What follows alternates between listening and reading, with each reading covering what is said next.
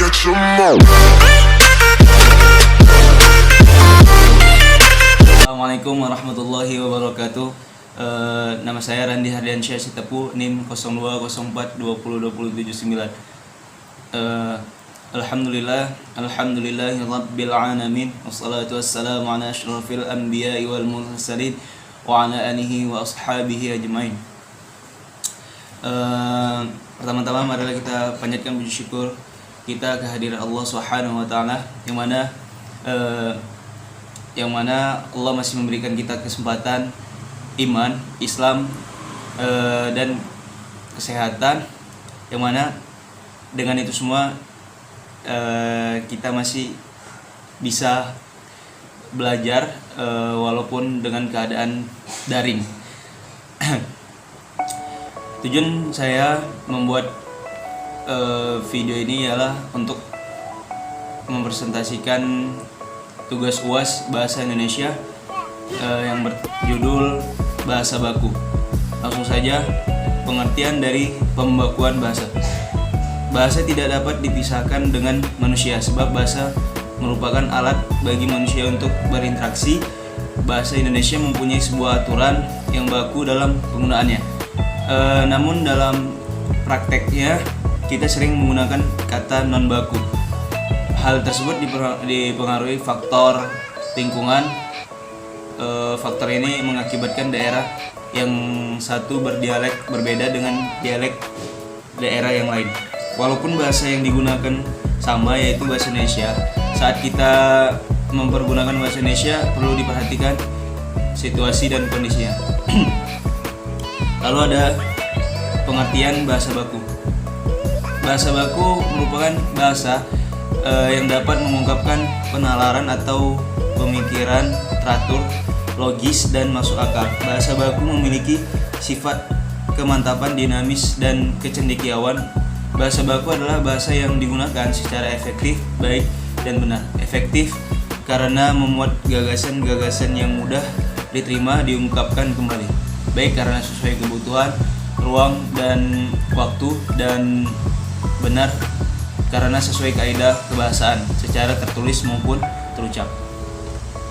Sedangkan menurut Indradi, bahasa baku adalah bahasa yang standar sesuai dengan aturan kebahasaan yang berlaku, didasarkan atas kajian berbagai ilmu termasuk ilmu bahasa dan sesuai dengan perkembangan zaman. Bahasa baku sebenarnya merupakan bahasa yang digunakan sesuai dengan kaidah bahasa Indonesia yang telah ditentukan.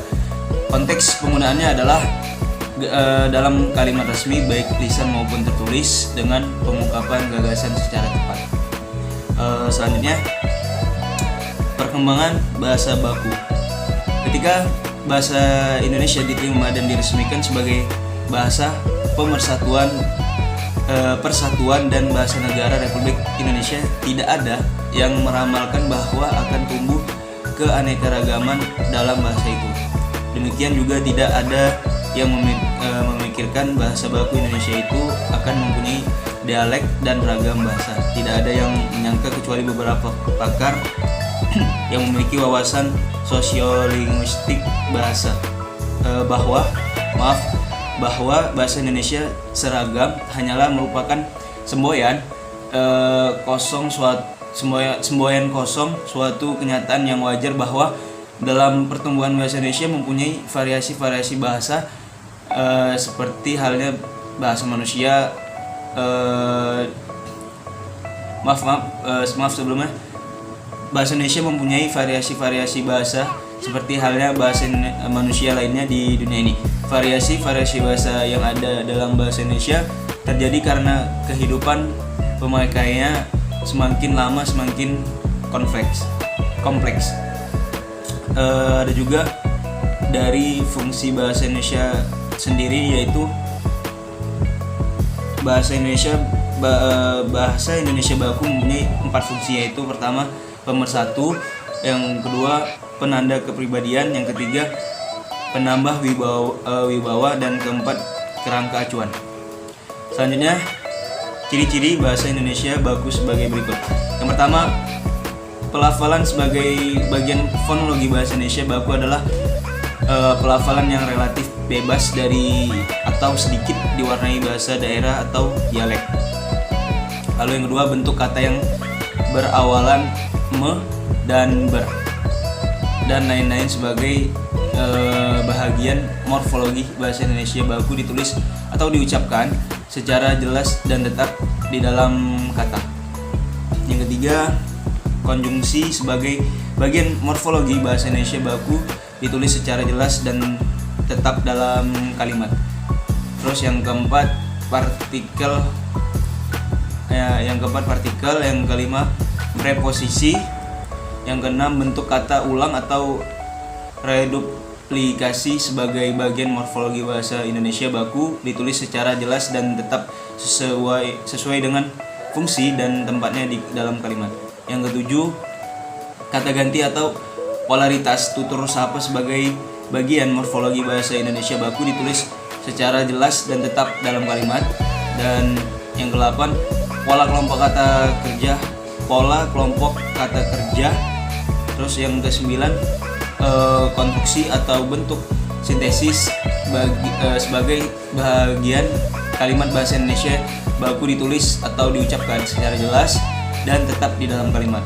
Lalu yang ke-10, fungsi gramatikal, subjek, predikat, objek sebagai bagian kalimat bahasa Indonesia baku ditulis atau diucapkan secara jelas dan tetap dalam kalimat. Lalu yang ke-11, struktur kalimat baik tunggal maupun majemuk ditulis atau diucapkan secara jelas dan tetap sebagai bagian kalimat bahasa Indonesia baku di dalam kalimat.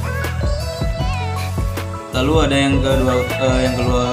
yang ke-12, kosakata sebagai bagian semantik bahasa Indonesia baku ditulis atau diucapkan secara jelas dan tetap dalam kalimat. Lalu yang ke-13, ejaan resmi sebagai bahasa Indonesia baku.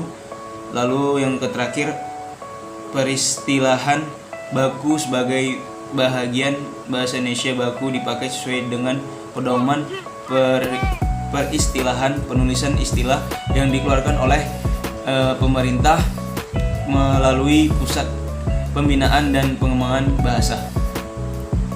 Dan yang terakhir, kesimpulannya, bahasa merupakan alat komunikasi yang penting dalam kehidupan. Dengan bahasa manusia dapat menyampaikan isi pikirannya kepada orang lain.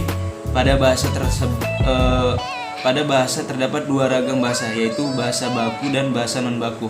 Bahasa baku merupakan bahasa standar atau pokok yang digunakan oleh masyarakat pada suatu negara, sedangkan bahasa non baku adalah bahasa yang berbeda dengan struktur atau gaya baku dan biasanya digunakan pada lingkungan atau keadaan tidak resmi. Lalu bahasa Indonesia juga memiliki bahasa baku dan non baku. Bahasa Indonesia baku pada umumnya sesuai dengan pola SPOK dan biasanya dipelajari di sekolah dan digunakan pada lingkungan dan keadaan yang resmi.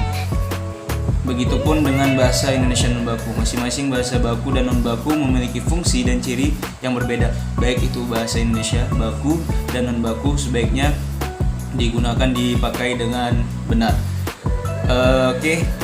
Mungkin itu saja yang bisa saya sampaikan. Lebih kurangnya saya mohon maaf. Assalamualaikum warahmatullahi wabarakatuh.